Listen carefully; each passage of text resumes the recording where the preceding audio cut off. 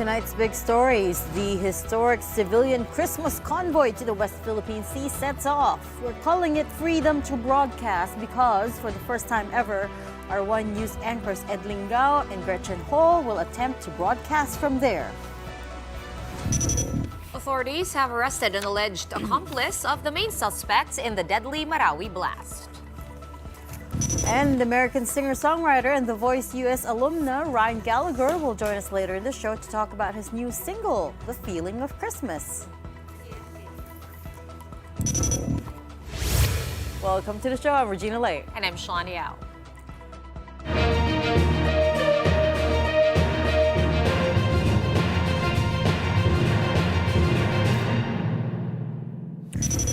No prizes for guessing why there's only two of us here tonight.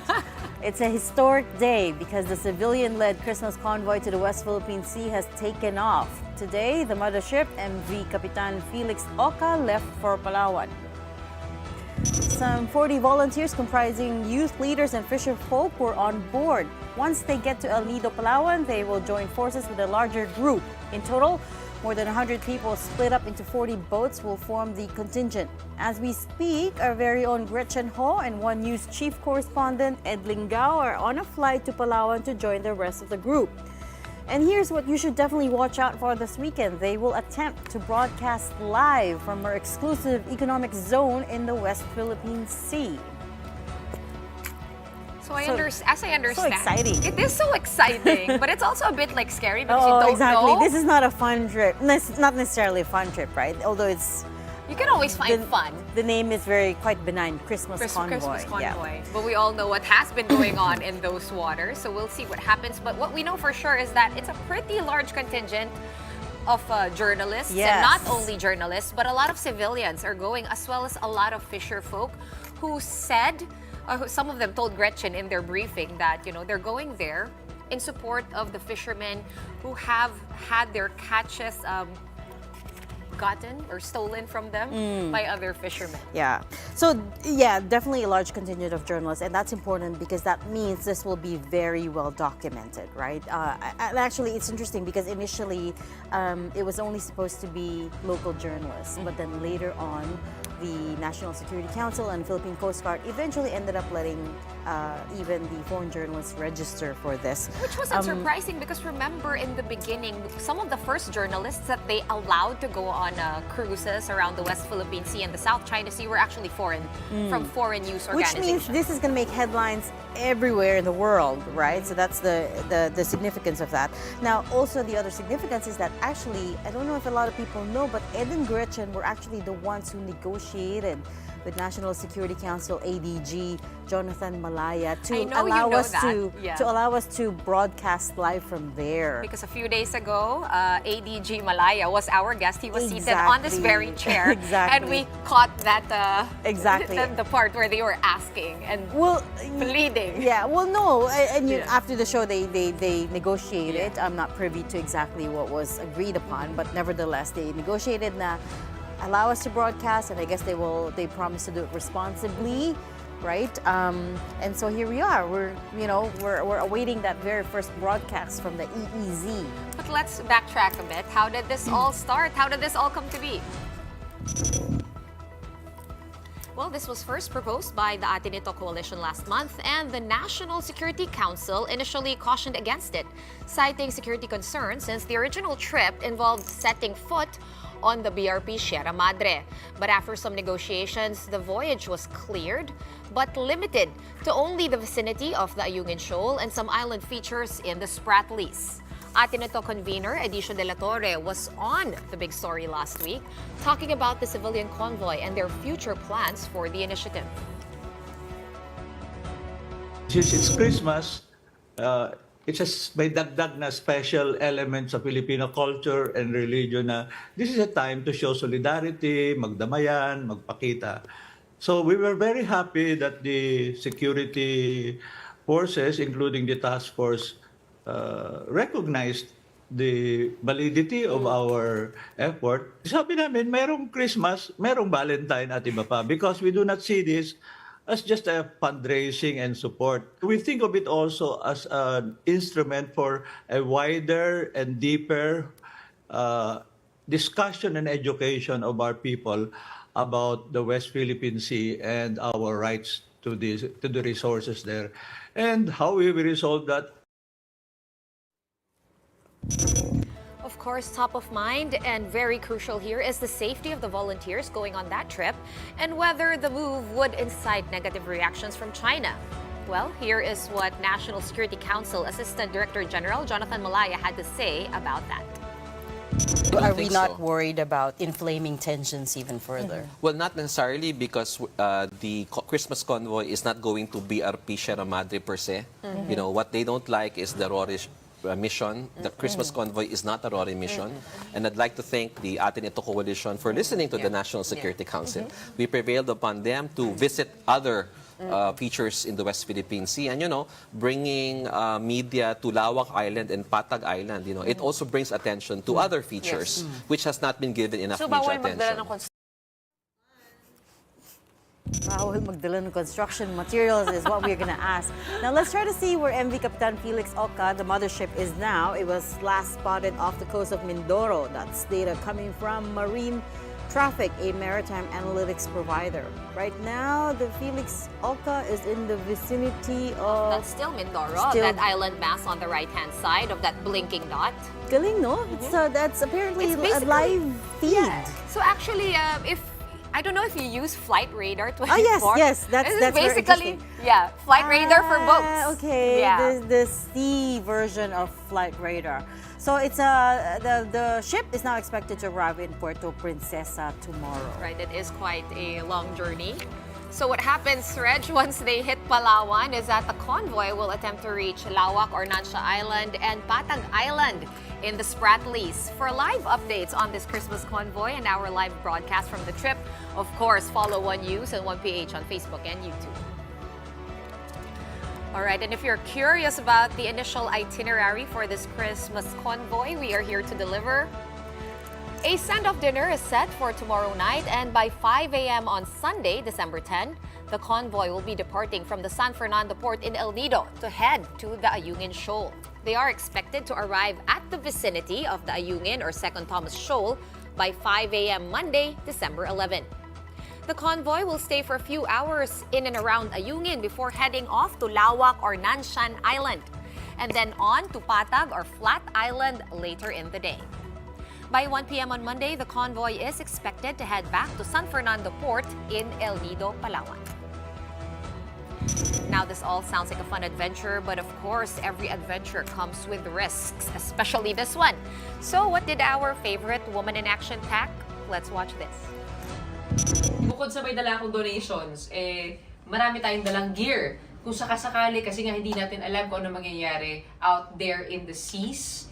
So, dapat meron tayong contingency plan pagdating sa gears. Pero kung titignan ninyo, ito yung maleta ko ngayon. Nandito lahat ng mga damit ko na kailangan. So, pang ilang araw yan, 3 araw kami sa barko. Meron akong mga long sleeves, yan ang pinadala nila dahil mainit. Tapos, syempre, hindi mo alam kung uulan din. Meron din tayong dalang raincoat, may jacket tayong dala, may mga shirt na may collar, tapos toiletries. Pero ito yung pinakamahalaga, meron tayong dalang sleeping bag. Yan ang abiso sa atin ng ating coalition. Magdala daw tayo ng sarili nating pilugan. Meron tayong solar lamps.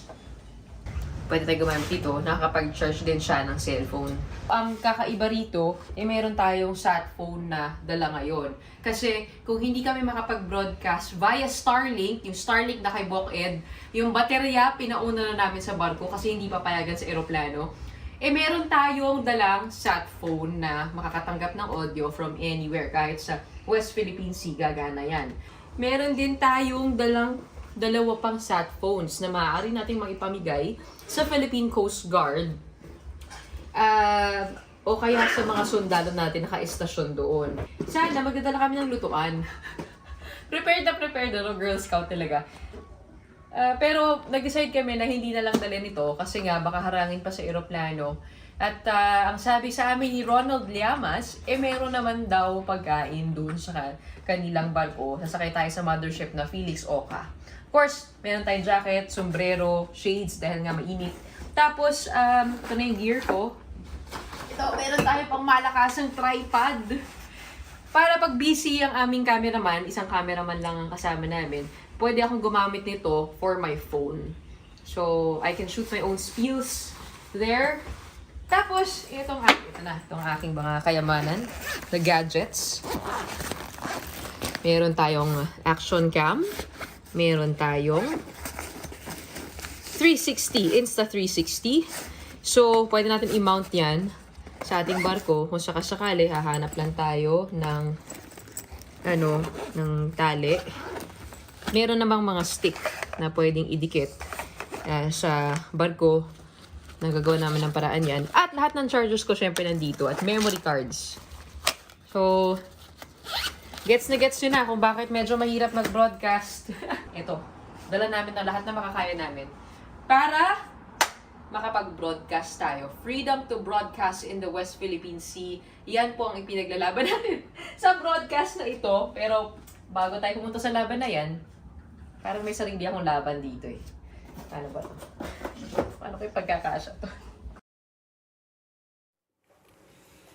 Grabe, no? You really have to be prepared for everything. All the elements, the heat, rain. You have to bring your own sleeping bag. You're basically out in open water and that is no joke. Actually, yung food inisip ko rin parang wala siyang dalang delata. Pero I'm Kasi sure meron ng donations. So kakainin nila yung donations? Si Bok Ed, for instance, he had to bring these power bars, emergency food, kumbaga. Just in in case something Just in happens, but hopefully not. You have some sort of sustenance, right, to tide you over, para lang you have energy. Calories. But again, hopefully nothing adverse happens, right? Adverse happens. From the sea to the air, authorities say there are indications that the lone passenger of the Piper plane that went missing in Isabela last week survived the crash. They found a makeshift shelter near the plane's crash site in the mountains of Sierra Madre. They say the victim, 43-year-old Irma Escalante, could have gone on foot to seek food and help. K9 units have now been deployed to the area to track down the possible survivor. But as for the aircraft's pilot, Captain Levi Abdul, he has already been confirmed dead, and his remains were found in the wreckage Thursday. Authorities are now working on transporting his body down from the mountains. Right, let's get some updates on that search and rescue operations for the potential survivor Irma Escalante. Joining us now via Zoom, or actually over the phone, is Isabela Governor Rodito Albano. Governor Albano, ano po ba yung pinakabagong updates on the survivor? How is the weather in the Isabela portion of the Sierra Madres right now? And are we still hopeful that she survived? Yes. Yes, who is this, Son? Yes, Son? Yes. Hello? Yes, Governor. Can you hear us? Yes, Son. Hello? Yes, Sean. I can hear you. Yeah. Yeah, Son, the latest news is that the body of the pilot is now in Kawayan City. Parang nadurog yung ulo niya at yung chest ng pilot, Tapos the wife is there now in Kawayan City. They're transported already the body of the pilot to Kawayan City, and the wife met the cadaver already there. Okay, dun po sa survivor, we understand the Air Force has sent some para-jumpers as well as K9 teams to try to locate the survivor, Irma Escalante. Pero Gov, can you give us a picture? I mean, we see the video. It's very mountainous. Yes. It's sobrang magubat. Ang daming puno. We understand that the weather has also not been cooperative. What is the game plan there of rescuers? Yeah, actually, there were rescuers. There were volunteer rescuers coming from Batangas. They have K9 dogs now, bloodhounds to track the survivor. We are about 90% positive that the girl survived. She made an encampment there beside the wreckage. So I think since matagal yung since na-delay yung pagpasok ng mga rescuers, baka naglakad siya palabas. Yun ang dinidetermine namin, kaya tinatrack namin yung whereabouts ng survivor. Alright, sa At saka tansya... DSWD, parang barangay health worker yun eh. Tsaka babae, alam mo naman babae, survivor. Oo, tama po yan, Gov. Pero Yeah. sa tansya ng mga otoridad, meron na po ba silang early, kumbaga, estimates kung how far she might have gotten? Meron po bang water source dyan sa crash site or around it that she could have maybe gotten some fruits or some water to survive? No. The plane was carrying lots of frozen food and vegetables. Siguro naman nakapagbaon siya, no? Tapos siguro naman baka malayo na yung lilakad niya. Pero tingin ko maririnig niya yung mga choppers na pumunta doon sa area na yun eh. Hindi lang natin alam kung kung medyo may pilay siya or hindi siya makagalaw. Or whatever, no? Or na-trap siya sa isang diyan. But relentlessly, hindi magre-relent ang ating ating mga rescuers to find this to find the lone survivor. At saka siyempre happy kami kung may nag-survive diyan kahit papaano. But actually, Gov, how long has the search and rescue operations been going on? It has been going on since the first day of the the missing of the reported missing plane. We already mobilized people from the ground and from the air, but unfortunately the weather is not cooperating with our equipment and with our rescuers there. Since day one, so how many days has it been? November 30. About mga 3 hindi naman November 30 ata. Siguro Saturday nag-umpisa yan eh. So almost a week now. 4 days na. 4 days, 5 days. So my understanding usually in these cases is there's always a limit to the search and rescue operations. How long are you prepared to continue this operation? We will continue until we find the body. We find the survivor. Or until you find her. All right, let's go Yes, on. until we find her. And then, but you said that the weather is not cooperating. Yes, sometimes it's shiny. You have to understand it's a rainforest, Oh. So clouds talaga are descending on those mountains there. Since this is the time of parang wet season natin, so talagang maulap diyan sa na yan. Even in the valley, you have to understand valley kasi yan eh. So yung mountain ranges diyan, sa Sierra Madre, talagang the clouds are parang rainforest eh. Pag rainforest, yung clouds talagang nandyan sa forest na yan. Alright, huling tanong na lang, Gov. Kamusta naman yung Piper PA, no? Yung eroplano, are you planning to extract the airplane pa? Just leave it there? And do we know or have any idea kung bakit po nag-crash? No, it depends upon what the CAAP will do with it, yung investigation, para makita rin natin kung pwede pa bang lumipad yung mga eroplanong ganyan dun sa Sierra Madre. Or what ano yung mga kailangan nating gawin na parang ano ba ito? What do you call this? Parang yung mga policies?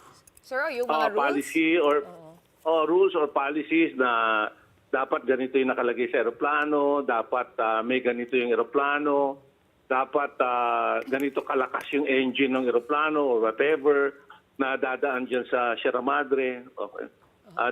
Dapat yung mga eroplano, yung horsepower nila, ganito kalakas, or whatever, no? I really don't know. Hindi ako aviator eh. So, pero kailangan magkaroon ng rules diyan sa pag-govern ng mga procedures ng papunta doon sa Sierra Madre. O nga po, Gov, no? Sierra Parang Madre pangatlo na yata tong crash, no? Diyan sa bandang Isabela. Actually, numerous na, marami ng crashes na nangyayari dyan. Alam mo, umaasa sana ako na yung sa EDCA sites natin, yung mga Amerikano, mag-provide ng mga equipment para ma-mitigate natin yung mga aksidente na ganyan.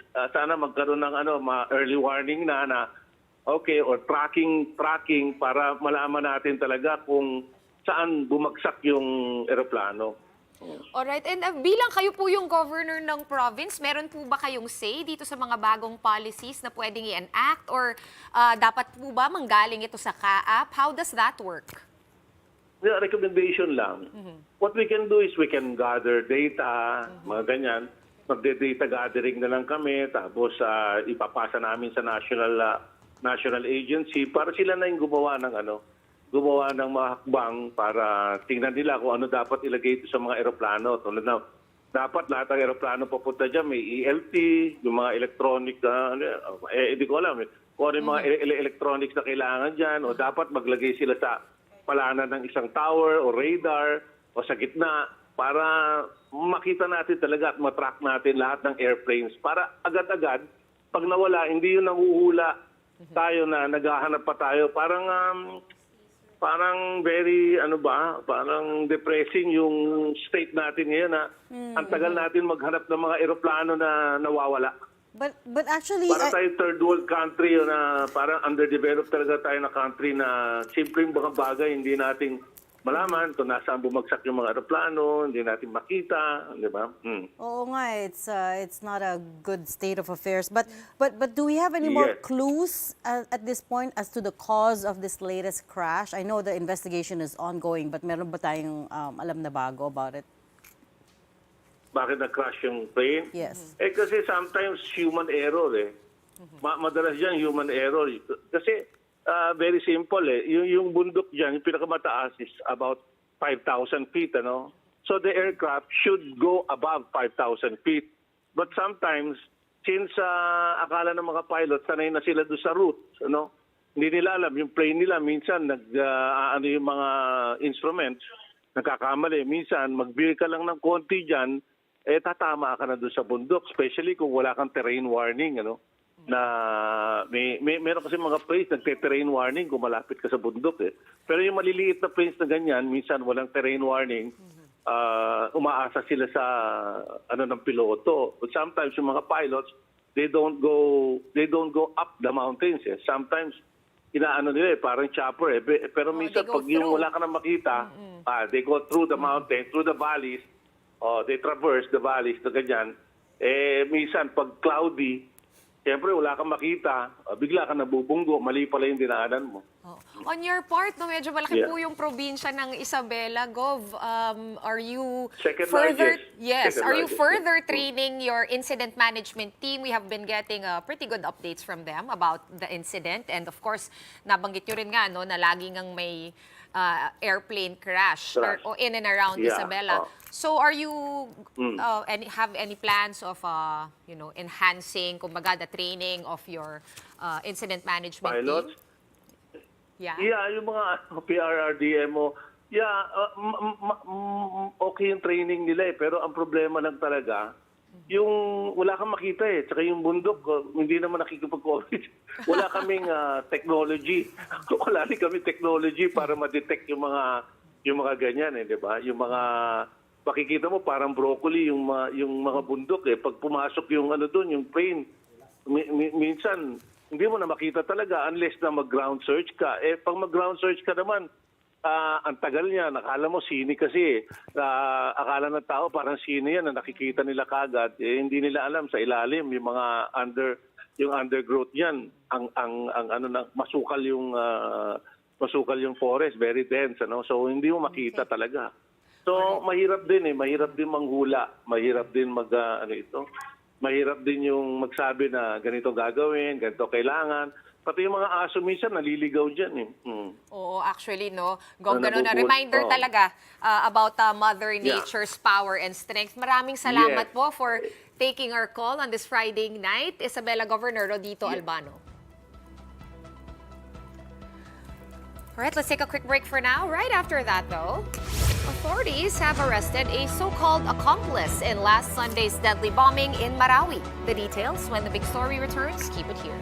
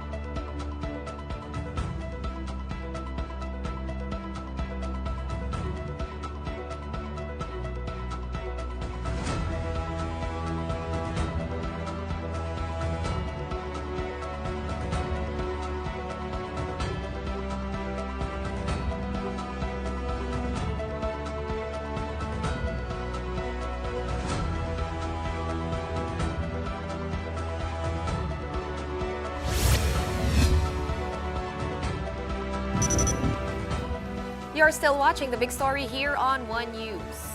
An alleged accomplice in the Marawi bombing has been captured by authorities.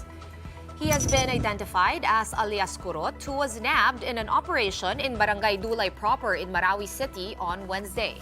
Initial investigation shows that the arrested suspect was the one spotted by CCTV footage, carrying the bag that supposedly contained the explosive device. But it is another suspect known as alias Omar who placed the IED inside the Dimaporo Gymnasium of the Mindanao State University while the mass was ongoing on Sunday. A manhunt is still ongoing for alias Omar, but Defense Secretary Gibo Teodoro is already hopeful that the case will be resolved very soon. Sana sa lalong madaling panahon, matuntun na nila hindi lamang ang mga persons of interest at kung sino pa nasa periphery na may kinalaman dito. In the meantime naman, heightened alert sa Mindanao. Dito naman po sa NCR, talagang nagmamasid po kami at sa lahat ng urban areas. No? Joint po ito ng PNP at ng AFP. Right, the PNP had earlier named the two other suspects. These are Kadapi Membesa alias Engineer and Arsani Membisa alias Lapitos. And you rightly pointed out na magkabaliktad lang yung I and E. So we're not sure if they're related. Or because nagkakatypo lang tayo. one is Membesa, the other is Membisa. So we don't know. I don't know if they're related. We don't know if they're In any related, case, but supposedly they're suspects in this case. Yes. and supposedly both part of Daula Islamia Maute group. Now, it is still unclear how alias Kurot and alias Omar are connected to the ones or the suspects already named by the PNP.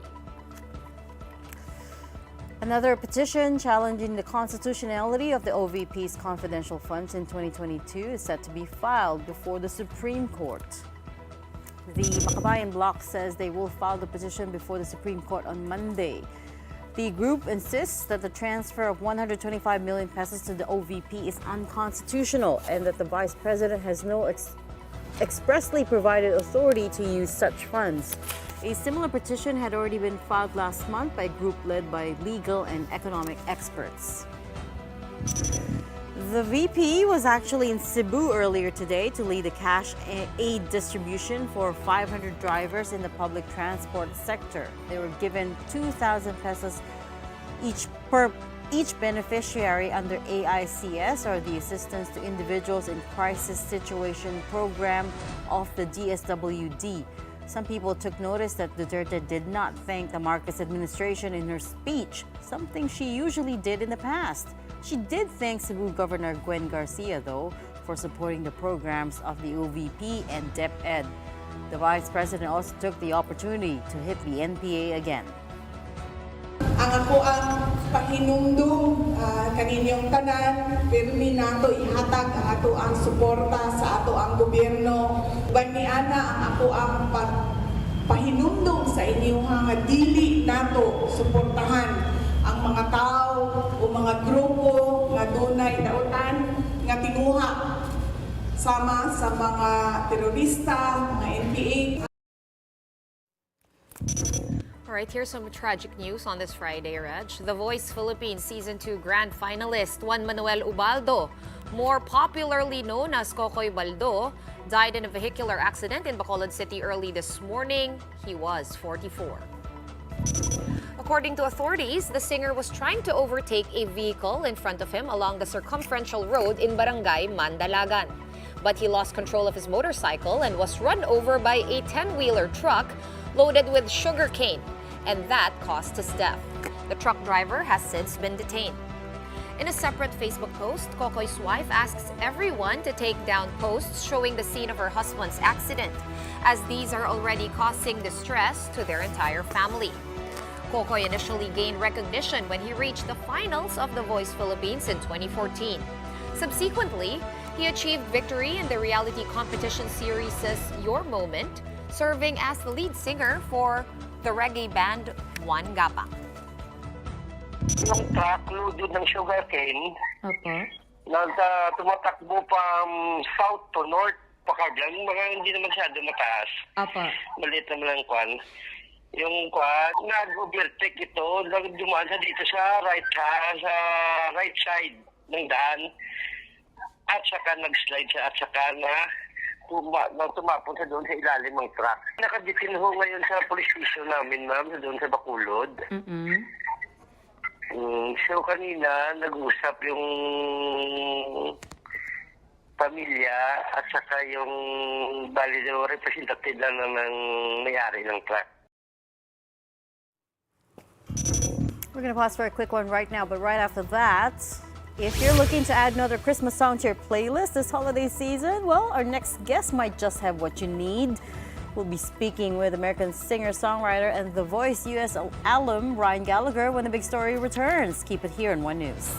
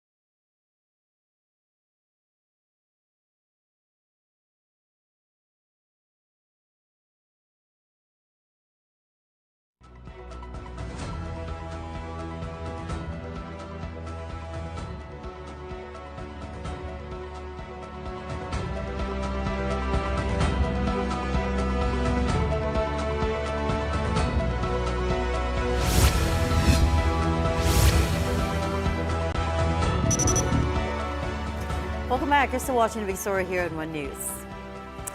Well, one person who's flown an awful long way to bring Christmas cheer to the Philippines is American singer-songwriter and The Voice US alum Ryan Gallagher. He recently released the new song titled The Feeling of Christmas. And now before we ask him to give us a demo, let's first get to know him, shall we? We have with us live in the studio none other than Ryan Gallagher. Good evening, Ryan. Thanks for being here. Hello, how are you guys? Good, very good. How are you? Doing well. First I was so shocked to find out during the commercial break that he has been here 50 times. Oh, yes, that's right. Tell everyone. Yeah, so, I mean, when I first moved to LA, the first person that produced a show for me was Filipino. Oh, wow. And of course, Filipinos all flocked together. Yep. And so I didn't know that then because it was like the first Asian person I ever met come from the Midwest. And I did the show and it was like a birthday party. And then all of a sudden I had like 30 more gigs. And then that led to another thing. I moved to Hawaii. I lived there for about a year and I performed with a group called the Society of Seven. And I'm their old group. And great guys, I learned a lot. And then I was doing. Did you meet more Filipinos in Hawaii? Yeah, I think so. Like maybe one or two, but a lot. And then I was invited to come to the Philippines to perform at somebody's birthday. One of my friends in LA, and that turned into about 15 more gigs. And then I opened Solaire Casino when it opened up about 10 years ago. And then I've just been coming back and forth doing concerts and guestings with a bunch of different Filipino artists. Since I'm a balladeer, Filipinos love love songs and sad songs, right. We love it. and that's my heart too. So it's like it just works out. And so you're here for a gig this time as well? I'm here to promote the Feeling of Christmas song, and then also we're doing I'm doing a couple benefit shows with Ice Segura, and so we'll be in Siargao on the 10th. Then 13th, Ice is coming to Clowns, and then I think we're going to be in Amarada on the 15th. Okay, so wait, you mentioned benefit shows. For the benefit of what do you have some advocacies here as well? I think it's like the movies or something like that. The press. I didn't set it up. I'm just the guest, so Okay. I don't know much. I'm just the dumb American here that gets to sing. But yeah, it's a fundraiser that they're part of, and Ice is one of my favorite singers in the Philippines, and just he has like the biggest heart. And just inviting an American to come sing with you, that's already amazing enough. So whatever that benefit is, I'm sure it's going to be great. Don't put yourself down. Singing here is everything, as That's I'm true. sure you That's found true. out. Now let's walk us through your journey, your musical journey. So I've been introducing you during the commercial, and again when I introduced you just now as the Voice US alum. But Yeah. take us back to how this all started. When did you first start singing? And you called yourself a balladeer. How did that come about? Yeah, so I started in country music. Well, actually, I didn't start singing until I was about 17 or 18 years old. Which is what, late? So Is that pretty considered late late? to be a Okay. singer, I guess. But I got into a bad skiing accident, downhill snow skiing in high school, and I still wanted to be a part of the sports. So I started singing the national anthem. I didn't know if I could do it, but I did it, I guess, and people liked it. And then went to Nashville, decided I wanted to do something a little bit bigger, sang backup for Groban, and then decided to kind of go a more classical route. And Stephanie Reese, who is another Filipina, she introduced me to this guy, George Gibson, who I trained with in DC, and he's world-renowned baritone. But since then, moved to LA, and then coming to LA, Filipinos took me in as their family. But it was nice because when I moved from Michigan, Nashville, to LA, I didn't know anybody. Right. So you're originally from Michigan. Michigan, yeah, originally. And my whole family's back there still, so. All right, so now you're doing Christmas songs. Of course, you know Filipinos and you know how much we love Christmas. Like half the year is Christmas. Let us sing Merry Have you met him? Jose. No, not Have you yet. met- I want to. What? I want to. You have not done a show with Jose Marie I need Chan. to. Okay. I need to. We're going This to put that on This your is a bucket public list. appeal, by Yes, the way, to I the need to music do it. producer, I need- Jose, the let's do gods it. that be in the music industry. Please put them together. Okay, so let's talk about the song that brought you here this time around, the 51st Yeah. time. 51st. The feeling of Christmas. Is this part of an album or is this a single? So this is a single preparing the way for an album. The album's done, but we're releasing it next year.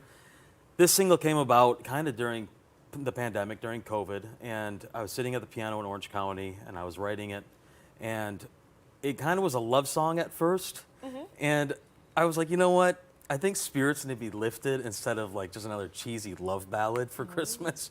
So I wanted to make something a little more mid-tempo, a little more fun. It kind of has like a Bublé feel to it. And then I thought about pitching it to Bublé, and management and everybody I knew was like, keep the song. We love the song. Don't give it to somebody else. And so I recorded it in Nashville, then we recorded part in LA, and it just has like it's a nostalgic song. For me, growing up in the Midwest, it was snow, it was Christmas lights, it was all like the things you would see in like a Hollywood movie, right? About Christmas. It's like a Hallmark movie, basically. And then you're debuting it in one of the warmest Christmas countries Yeah, on Earth, I the know. Philippines. I've spent Christmas here a couple times, actually, so it kind of makes sense to do it here because this is where I'm fed the most love. Really, it is where I'm fed the most love and encouragement. And it's really humbling, actually, for me to be here. And I tell everybody, Philippines, even though it doesn't snow, they do the best decorations. You go to Rockwell, like the power plant wall. It's just like, Yeah. this is Christmas. They go all out. Yeah. But wait, how long did it take you to write the song? Took me only maybe like a day and a half to actually write the Oh, song. wow. But it took me 2 years to finish. And so that's like with Why all is like that? Is it the melody that got you stuck or the lyrics? Which part? so everything kind of the lyrics were just throwing out a bunch of ideas. So we had to whittle it down, right? Me and my I wrote it with Harlan Hodges. He came in and put the composition on, a beautiful composition. And we changed the song when I went into the studio in Nashville. We changed the whole chorus. And so the chorus now is what I'm going to sing. That's what is on it. And so now I have another song in the back pocket for later. I can put that other chorus on another song. But yeah, so it always changes as you go. And you're like, oh, I like that better. Oh, I don't like that. Let's take that out. And so it took about Yeah. 2 years to get to a final product. As someone who's not musically inclined at all, I always find it very interesting to hear people talk about. In the process, what comes first? Do the lyrics come first? Did the melody come first? And what matters more, right? I would say in this case, it was about equal. And I think when you hear the song, you'll see that it has that very kind of tip of the hat to the old guys like the Bing Crosby, Dino Martin. I was sick of listening to Christmas music, and so that's why I kind of wanted to write it as well. I wanted to write something that I actually liked. And I'm my own worst critic, and I don't like many of the things I write because like it's me. I'm like, no, I don't like that. Let's do it better. But this one, I'm like, I kind of like. So Right. So would you still, you said it's a bit more upbeat than what you're used mid-tempo, to. yeah. Mid-tempo. Is this a new like road that you're exploring perhaps? Or are you going to change like what you're known for? I think it's always about, adapting and adjusting, kind of give people what they want to hear. I'm an entertainer at the end of the day, and so I'm not too picky about, what I want to do as much as like what people want to hear, because I know my gifts, and it's not typically writing. It's more of the entertaining. Do you see that Marie over here? Wait. Holding up a board. wait. She's holding up a board for everyone who's watching. She's holding up a board to say, ask him to sing now. But Sing one na last po. question. One last question. And I'd be remiss if I didn't ask this, which is, what was it like being on The Voice, right? Oh my gosh. It's such a huge show. Everyone here knows it too. But Yeah. what's it like? Tell us your firsthand experience. Well, it was very interesting for me. It was during the pandemic as well. And so everybody was isolated. It was not how it usually is. And I ended up walking off The Voice during the live shows. And it was fine. I mean, the Voice, MGM, NBC, they did a great job showing me and editing my segments. And they put me in all the premiere spots, which is really great. And I was the fan favorite. And so it was a really tough decision for me to leave. But, in the business, I thought that was the right choice. And I stand by it even today. And but I was Team Kelly, and she was great, and so, it's TV. It's one of those things Right. where it's like, it's reality TV. Yeah. So would you say in any way, did it help or Yeah. influence your Did it- musical yeah. career? Or the way you write music maybe, or the way you perceive? I would have to things? say no. No? Just Okay. because I've been around TV so much in LA and LA. whatnot. But it was a cool experience, and it was definitely humbling to have that big of a stage during the Yeah. pandemic. Okay. All right, at this point, I guess, sing na po. I have to... Let's From get from to the the main seat? event. Do I get to sit down and sing? Do you- This is great. Can you Okay. play the piano? Yeah, come on. Can somebody play? Maestro. Can someone bring a please go. piano in? Music.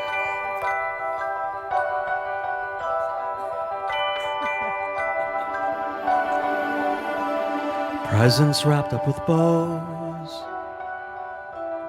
Children at play in the snow. Stockings on the fireplace. I've got a smile on my face. Gingerbread man on a plate. Mistletoe up on a frame. A star shining on the tree. I've got a song in my heart. Jingle bells ringing bright, frozen moon, a silent night. Oh, it feels so right. Oh, it's Christmas. Let's spread a little cheer. Christmas is my favorite time of year. Hold on to that magic on this holy night. 'Tis the season, you know the reason. Oh, oh, oh, the feeling of Christmas. Snowflakes wink on our coats. Blankets pulled up to your nose. A candlelit caroler's voice in the night, bringing joy to the world. Rocking round the Christmas tree, holly nog with the family. Oh, it feels so right. Oh, oh. Christmas. Let's spread a little cheer. Christmas is my favorite time of year. Hold on to that magic on this holy night. 'Tis the season, you know the reason. Oh, oh, oh, the feeling of Christmas all around the world. Every boy and girl deserves to be loved. So if you see somebody down, help somebody out. After all, it's what Christmas is all about. Oh, it's Christmas. Let's spread a little cheer. Christmas is my favorite time of year. Hold on to that magic on this holy night. 'Tis the season, you know the reason. Oh, oh, oh, the feeling of Christmas,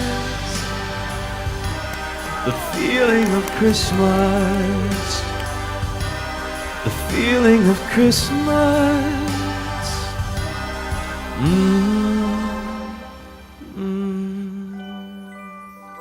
I see what you mean now about that chorus. It's very upbeat. I love it. Had to And oh change my it. goodness, your baritone. I'm Yes. gonna have to tell you, Ryan, that this is the Grinch right here, and you actually made her smile. No, it's a beautiful, catchy song. It That's is. what I was going for. Something catchy. Right, It's right. not. Okay. It's absolutely, Yes, the Marie. perfect song for Christmas. Yeah. But that is all the time we have for tonight for Ryan. Thank you, you so guys. much for being here. Go stream his new song titled The Feeling of Christmas. Go add them to your playlists. We could all use a new Christmas song. All right, we're gonna go on a Christmas break, a Christmas commercial break. But right after that, we have the finals of the inaugural NBA in-season tournament all set. We'll be looking at the matchup when the big story returns. Stay with us.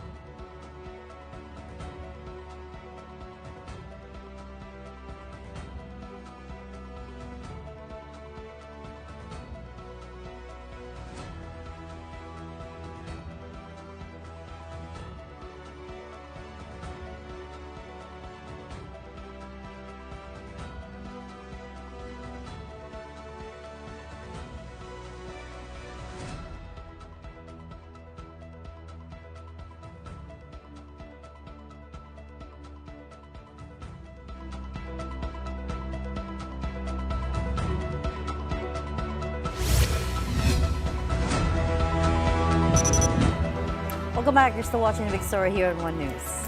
Right, I'm still not over that new Christmas song from Ryan Gallagher, but here we go. The finals of the inaugural NBA in-season tournament is all set. First to advance in the title match are the Indiana Pacers after beating the Milwaukee Bucks 128 to 119. The Pacers closed out the game on a 21-13 spurt, with Tyrese Halliburton being a key cog en route the dub. Halliburton finished with 27 points, 15 assists, and 0 turnovers for Indiana. The Pacers will be playing the Los Angeles Lakers, who blew out the New Orleans Pelicans in the other semis matchup, 133-89. LeBron led the way for the Lakers with 30 points, 8 assists, and 5 rebounds in just 22 minutes of play. The finals of the NBA in-season tournament is happening on Sunday. Okay, before we go, time now for our big picture tonight. Today is, of course, December 8th, and what does that mean? It's a holiday commemorating the Feast of the Immaculate Conception. That's why Catholics all flock to churches nationwide today to hear Mass. December 8th was declared a special non-working holiday under the Duterte administration via RA 10966 to, of course, as I said, commemorate the Immaculate Conception of Mary, the principal patroness of the Philippines. So apparently this is a big misconception. It's not the birth of Mary, which is the Nativity. Yes. It is the Immaculate Conception, the day that she was conceived, the day the Catholics believe she was conceived in the womb of St. Anne. Yes, it is. And because actually I went to the Immaculate Conception Academy, so of course Oh, I know yes, this. you should know this. I know this, and I know that it's also a holiday of obligation, so everyone should have heard Mass today. And that's I why did wanted already. to- I took Yeah. that box this morning. You're so proud of yourself. A pat on the back over there. All right, that's it for the show. On this Friday night, happy weekend. We are One News, all sides, all the time. Thanks for tuning in. Have a good night.